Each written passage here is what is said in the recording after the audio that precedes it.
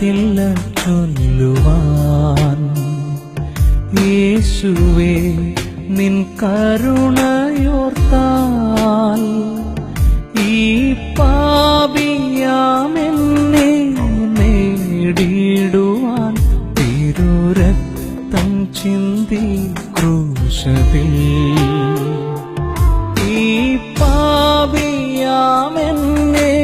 നേടിടുവാൻ തിരുരക്തം ചിന്തി ക്രൂശിൽ.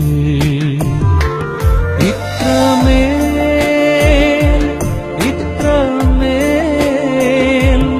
എന്നെ ആഴമായി സ്നേഹിച്ചിടാൻ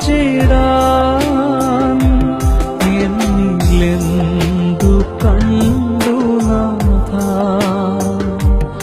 ഇത്രമേൽ എന്നെ സ്നേഹിപ്പാൻ എന്നിലെന്തു കണ്ടു നാഥ. ഇത്രമേൽ എന്നെ സ്നേഹിപ്പാൻ. മലയാളത്തിലൊരു പഴഞ്ചൊല്ല് ഇങ്ങനെയുണ്ട്: മിന്നുന്നതെല്ലാം പൊന്നല്ല. സ്വർണം പോലെ എന്തു തന്നെ മിന്നിത്തിളങ്ങിയാലും അത് സ്വർണമായി തീരുകയില്ല എന്നുള്ളതാണ് അതിന്റെ ആശയം. ഈ അടുത്തിടയ്ക്ക് രണ്ട് പത്രങ്ങൾ തമ്മിൽ ഉള്ളൊരു സംഘടനം എന്ന് വേണമെങ്കിൽ പറയാം. അതിൽ ഒരു പത്രക്കാര് പറഞ്ഞതാണ്, ഉപ്പിനോളം വരുവോ ഉപ്പിലിട്ടത് എന്ന് പറഞ്ഞാൽ താങ്കളുടെ നിലവാരത്തിനൊത്തവണ്ണം ഉയരാൻ നിങ്ങൾക്കാവില്ല എന്നുള്ളതാണ് അവർ പറയുന്നത്. ഇന്ന് നാം ലോകത്തിലേക്ക് നോക്കിയാൽ ചില ആൾ ദൈവങ്ങളെ കാണുവാനായിട്ട് കഴിയും. ചിലര് ദൈവത്തെ പരിചയപ്പെടുത്തുന്നവരുണ്ട്, ദൈവത്തെ പോലെയാകുവാൻ ശ്രമിക്കുന്നവരുണ്ട്. ചിലര് ദൈവത്തിന്റെ അടുക്കൽ എത്തുന്നവരാണ്, അല്ലെങ്കിൽ ദൈവത്തിന്റെ മധ്യസ്ഥന്മാരാണ് എന്ന് വിശേഷിപ്പിക്കുന്ന രീതിയിൽ അവരെ ഉയർത്തുവാനായിട്ട് ശ്രമിക്കുന്ന കുറെ ആൾക്കാരുണ്ട്. അപ്പോൾ മനുഷ്യന്റെ ഉള്ളിൽ ഒരു ആഗ്രഹമാണ്, ഒന്നുകിൽ ദൈവത്തെ പോലെ ആകണം, അല്ലെങ്കിൽ ആളുകളെ ദൈവത്തിലെത്താൻ കഴിയുന്ന ഒരു ആളാകണം. അങ്ങനെയൊക്കെ വളരെ നാളുകൾക്ക് മുമ്പേ ഈ ഒരു ആഗ്രഹം മനുഷ്യന്റെ ഉള്ളിൽ ഉണ്ടാകണം. അതുകൊണ്ടാണല്ലോ ഈ ദൈവത്തെ പോലെ ആവുക അല്ലെങ്കിൽ ദൈവത്തെ പോലെ ആക്കുക, ഈ രണ്ട് കാര്യങ്ങളും ബൈബിൾ വളരെ പ്രാചീന കാലം മുതൽ തന്നെ അതിന്റെ വിശദീകരണം പറഞ്ഞിട്ടുണ്ട്. ദൈവത്തെ പോലെ ആവുക എന്നുള്ള ആശയം ആദ്യം കൊണ്ടുവരുന്നത് പിശാചാണ്. നീ ദൈവത്തെ പോലെ ആകും. ആദിമ മാതാപിതാക്കന്മാരായ ആദമും ഹവ്വയും ദൈവം അവരോട് പറഞ്ഞു, നിങ്ങൾക്ക് തോട്ടത്തിലുള്ള എല്ലാ വൃക്ഷ ഫലങ്ങളും തിന്നാം, എന്നാൽ തോട്ടത്തിന്റെ നടുവിലുള്ള വൃക്ഷഫലം അത് തിന്നരുത്, തിന്നുന്ന നാളിൽ നിങ്ങൾ മരിക്കുമെന്ന് പറഞ്ഞപ്പോൾ പിശാച് വന്ന് ഹവ്വയോട് പറയുന്ന ഒരു പ്രയോഗം ഇതാണ്: അത് ഭക്ഷിച്ചാൽ നിങ്ങൾ ദൈവത്തെ പോലെയാകും എന്ന് പറയുന്നുണ്ട്. അപ്പോൾ ഹവ്വയുടെ ഉള്ളിലെ ആഗ്രഹം എന്തായിരുന്നു? അത് ആ ഫലം പറിച്ചു തിന്നുമ്പോൾ അവളുടെ ഉള്ളിലെ ആഗ്രഹം ദൈവത്തെ പോലെ ആവുക എന്നുള്ളതാണ്. എന്നാൽ ദൈവത്തെ പോലെ ആവുക എന്നുള്ളത് ദൈവവും മനുഷ്യനെ കുറിച്ച് ആഗ്രഹിക്കുന്ന ഒരു കാര്യമാണ്. പക്ഷേ ഞാൻ പഴഞ്ചൊല്ല് പറഞ്ഞ പോലെ ഒരിക്കലും നമുക്ക് ദൈവത്തെ പോലെ ആകുവാനായിട്ട് കഴിയുമോ? കാരണം ദൈവം ഒരാളല്ലേ ഉള്ളൂ. നാം എല്ലാവരും ദൈവത്തെ പോലെ ആയാൽ ദൈവങ്ങളാകും. അപ്പോൾ ദൈവത്തെ പോലെ ആവുക എന്നുള്ളത് ഹവ്വയുടെ ആയിരുന്നു. പിശാച് അതിനെ മുതലെടുത്തു. അതിലെന്താണ്? അതുകൊണ്ടാണ് ഹവ്വ പാപം ചെയ്യുവാനായിട്ട് ഇടയായി, തെറ്റിപ്പോയി. ഇത് മറ്റൊരാശയം ദൈവത്തെ പോലെ ആക്കുക എന്നുള്ളതാണ്. അപ്പോൾ ദൈവത്തെ പോലെ ആകുവാനായിട്ട് ഹവ്വ ആഗ്രഹിച്ചപ്പോൾ ദൈവത്തെ പോലെ ആക്കുന്ന ചില കാര്യങ്ങളും ക്രമീകരണങ്ങളും ബൈബിളിൽ കാണുവാനായിട്ട് കഴിയും. അതിന് ഉദാഹരണമാണ് ഇസ്രായേൽ ജനം മിസ്രയീമിൽ നിന്നും യാത്ര ചെയ്ത് മുമ്പോട്ട് വരുമ്പോൾ ദൈവത്തോട് ഒരു തെറ്റ് ചെയ്യുകയും ദൈവം അവരൊക്കെ ഒരു പാഠം പഠിപ്പിക്കുവാനായിട്ട് സർപ്പങ്ങളെ ഇസ്രായേൽ മക്കളുടെ ഇടയിലേക്ക് അയക്കുന്നു. ഈ സർപ്പം ദംശനമേറ്റ് കുറെ പേർ കൊല്ലപ്പെടുമ്പോൾ മോശ ദൈവത്തോട് പ്രാർത്ഥിക്കുകയും ദൈവം അവർക്ക് അതിന് പരിഹാരമായിട്ട് മോശയോട് പറഞ്ഞു, നീ ഒരു പിച്ചള സർപ്പത്തെ ഉയർത്തുക എന്ന് പറഞ്ഞു. അതിന്മേൽ നോക്കുന്നവനെല്ലാം രക്ഷപ്പെടും എന്ന് പറഞ്ഞപ്പോൾ മോശ ദൈവം പറഞ്ഞ പ്രകാരം ചെയ്തു. പിച്ചള സർപ്പത്തെ മരുഭൂമിയിൽ ഉയർത്തി. അത് അതിലേക്ക് നോക്കിയവരൊക്കെയും സർപ്പത്തിന്റെ ദംശനമേക്കാതെ ജീവനോടെ ശേഷിച്ചു. എന്നാൽ ഈ ഇസ്രായേൽ മക്കൾ യാത്ര തുടർന്നപ്പോൾ ഇതും എടുത്തുകൊണ്ടാണ് അവർ കനാൻ ദേശത്തേക്ക് പോയത്. നാം രാജാക്കന്മാരുടെ പുസ്തകത്തിൽ വായിക്കുമ്പോൾ ഹിസ്കിയാവിന്റെ കാലത്താണ് ഈ പിച്ചള സർപ്പത്തെ ഇല്ലായ്മ ചെയ്യുന്നത്. ഹിസ്കിയാവിന്റെ കാലം എന്ന് പറയുമ്പോൾ ഇസ്രായേൽ മക്കൾ യാത്ര പുറപ്പെട്ട് ഏകദേശം 700 വർഷങ്ങൾക്ക് ശേഷവും ഈ ബിംബം പോലെയുള്ള ഈ കാര്യം ഇസ്രയേലിന്റെ മധ്യത്തിലുണ്ട്. അതിന് അവരൊരു പേരുമിട്ടിരുന്നു, നെഹുഷ്ടാൻ.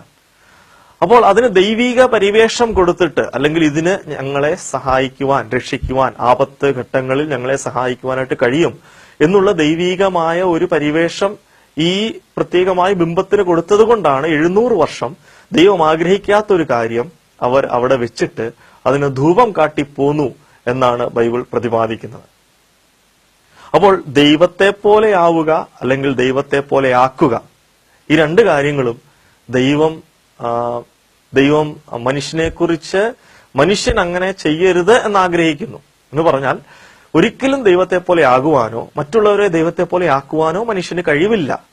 എന്നാൽ വളരെ വിചിത്രമായ ഒരു കാര്യം, സത്യത്തിൽ ദൈവം നമ്മെക്കുറിച്ച് ആഗ്രഹിക്കുന്ന എന്താണ്? നാം അവനെ പോലെ ആയി തീരുക എന്നുള്ളത് തന്നെയാണ്.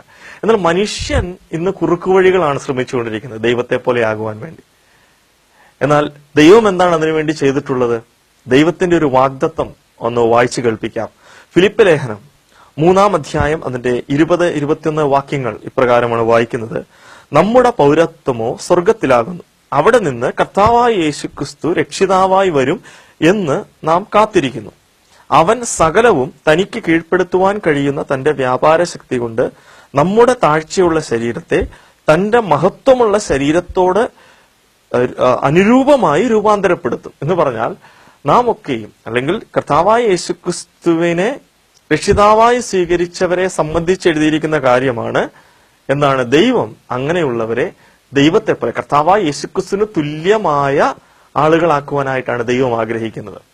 അപ്പോൾ അങ്ങനെയാവുമ്പോൾ എന്നെ കേൾക്കുന്ന പ്രിയ സുഹൃത്തെ, താങ്കൾ ഈ ഗണത്തിലുണ്ടോ എന്ന് പറഞ്ഞാൽ, ദൈവത്തെ പോലെ ആവുക എന്നുള്ളത് മനുഷ്യന്റെ ഉള്ളിലെ ആഗ്രഹമാണ് എങ്കിൽ തന്നെയും മനുഷ്യന്റെ സ്വന്തം കഴിവുകളാൽ അങ്ങനെ ആയിത്തീരുവാനായിട്ട് കഴിയുകയില്ല. കാരണം ദൈവത്തെ പോലെ ആവുക എന്ന് പറയുന്നത് മനുഷ്യനാൽ അസാധ്യമാണ്. ഇനി അങ്ങനെ ആകണമെങ്കിൽ തന്നെ അത് ആര് വിചാരിക്കണം? ദൈവം വിചാരിക്കണം. മനുഷ്യനെ ദൈവത്തെ പോലെയുള്ള കഴിവുകൾ ഉള്ള, അല്ലെങ്കിൽ ദൈവത്തെ പോലെ പാപമേശാത്തവനായി, ദൈവത്തെ പോലെ പൂർണ്ണമായും സ്നേഹിക്കുന്നവനായി, ദൈവത്തെ പോലെ എല്ലാം നന്നായി ചെയ്യുന്നവനായി മനുഷ്യനായി തീരണമെങ്കിൽ അത് ദൈവം തന്നെ വിചാരിക്കണം. അപ്പോൾ അങ്ങനെയാവുമ്പോൾ ദൈവം വിചാരിച്ച കാര്യമാണ് ബൈബിളിൽ രേഖപ്പെടുത്തിയിട്ടുള്ളത്. ദൈവം ചരിത്രത്തിൽ തന്റെ പുത്രനായ യേശുക്രിസ്തുവിനെ ലോകത്തിലേക്ക് അയച്ചതിലൂടെ ആ കർത്താവായ യേശുക്രിസ്തുവിനെ പോലെ നാമും ആയിത്തീരുവാനായിട്ട് ദൈവം നമ്മെക്കുറിച്ച് ആഗ്രഹിക്കുകയാണ്. അതിനുവേണ്ടി ഇനി നാം എന്താണ് ചെയ്യേണ്ടത്? ഈ ലോകത്തിൽ ഇരുന്നു കൊണ്ട് ദൈവത്തെ പോലെ ആകുവാനായിട്ട് ശ്രമിക്കാതെ നാം ഇന്ന് തന്നെ സ്വർഗരാജ്യത്തിന്റെ പൗരന്മാരായിട്ട് തീരണം. ഞാനിപ്പോൾ വായിച്ച വാക്യത്തിൽ നമ്മുടെ പൗരത്വമോ സ്വർഗത്തിലാകുന്നു എന്ന് പറയുമ്പോൾ എഴുത്തുകാരൻ ഉൾപ്പെട്ടു നിൽക്കുന്ന, അല്ലെങ്കിൽ പൗലോസാണ് ഈ ലേഖനം എഴുതിയത്, എഴുത്തുകാരൻ ഉൾപ്പെട്ടു നിൽക്കുന്ന ഗണത്തിൽ നമ്മുടെ പൗരത്വം സ്വർഗത്തിൽ എന്ന് പറയുമ്പോൾ ഞാനും കർത്താവായ യേശുക്രിസ്തുവിനെ പോലെ അനുരൂപമായി ഞാൻ രൂപാന്തരപ്പെടും എന്ന് പറയുമ്പോൾ ഈ ലോകത്തിലെ പൗരത്വത്തിൽ അല്ല അതായിത്തീരുന്നത്, പിന്നെയോ സ്വർഗത്തിലെ പൗരത്വം നേടിയെടുക്കേണ്ടത് ആവശ്യമാണ്. അതെങ്ങനെയാണ് നേടിയെടുക്കുവാനായിട്ട് കഴിയുന്നത്? അതിന് യാതൊരു മുതൽ മുടക്കുമില്ല. അതിന് ചെയ്യേണ്ടത് ഇത്രമാത്രം: കർത്താവായ യേശുക്രിസ്തു എന്ന സ്വർഗത്തിലെ പൗരനെ ഹൃദയത്തിൽ അംഗീകരിക്കുക. കർത്താവായ യേശുക്രിസ്തു എന്ന സ്വർഗത്തിലെ പൗരനെ ഹൃദയത്തിൽ ആരംഗീകരിക്കുന്നുവോ അവർക്ക് സ്വർഗത്തിന്റെ പൗരത്വം ദൈവം ദാനമായിട്ട് നൽകുന്നു, ദൈവത്തിന്റെ മക്കളായിട്ട് തീരുന്നു. അവർക്ക് നിശ്ചയമായിട്ടും ഒരു ഉറപ്പുണ്ട്, ഞാൻ ഈ താഴ്ചയുള്ള ശരീരം വിട്ട് ഈ ലോകത്ത് നിന്നും മാറ്റപ്പെടുമ്പോൾ ദൈവത്തെ പോലെ, കർത്താവായ യേശുക്രിസ്തുവിനെ പോലെ ഉയർച്ചയുള്ള നല്ല അനുരൂപമായി രൂപാന്തരപ്പെട്ട് ഏറ്റവും നല്ല ഒരു ശരീരത്തിന്, ഏറ്റവും നല്ലൊരു മനസ്സിന് ഉടമയായിട്ട് ഞാൻ തീരും എന്നുള്ള ഉറപ്പ് അങ്ങനെയുള്ള വ്യക്തികൾക്ക് ഉണ്ടാകും. ആ ഗണത്തിലേക്ക് താങ്കൾക്കും പ്രവേശിക്കാം, സ്വർഗത്തിന്റെ പൗരനായിട്ട് തീരാം. അതിനായി ദൈവം താങ്കളെ സഹായിക്കട്ടെ എന്ന് ആശംസിക്കുന്നു, പ്രാർത്ഥിക്കുന്നു. ദൈവനാമം മഹത്വപ്പെടുമാറാകട്ടെ.